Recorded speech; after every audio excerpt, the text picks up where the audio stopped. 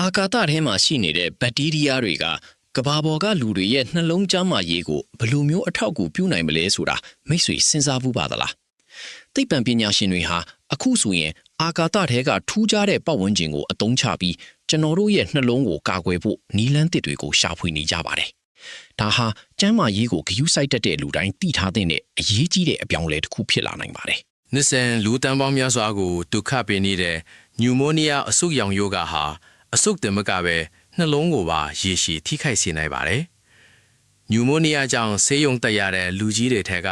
၄ပုံစပုံလောက်ဟာနှလုံးရောဂါခံစားရလိရှိပြီးရောဂါပျောက်ကင်းသွားရင်တောင်အန္တရာယ်ကရှိနေစေဖြစ်ပါတယ်။ဒီပြဿနာကိုဖြေရှင်းဖို့အတွက်သိပ္ပံပညာရှင်တွေဟာအဖြေတစ်ခုကိုအာကာသထဲမှာတွားရောက်ရှာဖွေနေကြတာဖြစ်ပါတယ်။အာကာသထဲမှာဆိုရင်ဘက်တီးရီးယားတွေကကမ္ဘာပေါ်မှာထက်ပိုပြီးပြင်းထန်လာသလိုဆေးရင်ပါမှုလည်းပိုရှိလာတယ်။ University of Alabama Birmingham က Professor Dr. Palania Pensi သူရဲ့ပြောပြချက်အရဒီလိုပြင်းထန်တဲ့အခြေအနေဟာယောဂပိုးရဲ့သဘောတဘာဝကိုပိုပြီးထင်ထင်ရှားရှားမြင်တွေ့နိုင်စီဖို့အခွင့်အရေးတစ်ခုဖြစ်လာစေတယ်။ဒါကြောင့်ကမ္ဘာပေါ်မှာရှာဖွေရခက်ခဲတဲ့တိမ်မွေ့တဲ့အချက်လက်တွေကိုအာကာသထဲကနေဖော်ထွက်ပေးနိုင်ဖို့မျှော်လင့်နေကြတယ်။အပြည်ပြည်ဆိုင်ရာအာကာသစခန်းပေါ်မှာရှိတဲ့ NASA အာကာသယာဉ်မှူး Jack Hathaway ဟာMVP Cell 09လို့ခေါ်တဲ့သုတတလုပ်ငန်းကိုလှုပ်ဆောင်နေပါတယ်။သူတို့ဟာပင်မ cell တွေကနေထုတ်လုပ်ထားတဲ့နှလုံးတ िश ူ model တွေကိုအသုံးပြုပြီး bacteria တွေကနှလုံး cell တွေကိုဘယ်လိုတိုက်ခိုက်တယ်လဲဆိုတာကိုလေ့လာနေကြတာဖြစ်ပါတယ်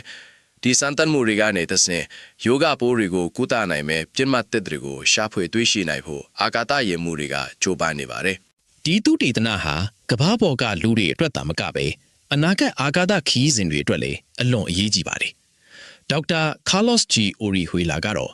အာကာသထဲမှာရေရှည်နေထိုင်နိုင်ဖို့ဆိုရင်ဒီလိုယောဂဖြစ်စဉ်တွေကိုနားလည်ထားဖို့လိုအပ်တယ်လို့ဆိုပါတယ်။လူသားတွေဟာကမ္ဘာပြင်ပမှာအခြေချနေထိုင်ဖို့ကြိုးစားနေတာကြောင့်ဒီလိုအသိပညာတွေကမရှိမဖြစ်လိုအပ်လာတာပဲဖြစ်ပါတယ်။အာကာသစခန်းဟာကမ္ဘာပေါ်ကရှုပ်ထွေးတဲ့ကျန်းမာရေးပြဿနာတွေကိုဖြေရှင်းပေးနိုင်တဲ့နေရာတစ်ခုဖြစ်နေပါတယ်။အခုလိုအာကာသထဲကနေရရှိလာတဲ့အတွေ့အကြုံတွေက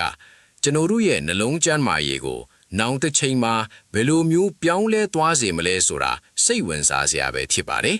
။သိပ္ပံပညာရဲ့ထူးခြားတဲ့ရှာဖွေမှုတွေဟာကျွန်တော်တို့မထင်မှတ်ထားတဲ့နေရာတွေကနေရောက်ရှိလာတတ်တာကိုမိတ်ဆွေတတိပြုမိမှာဖြစ်ပါတယ်။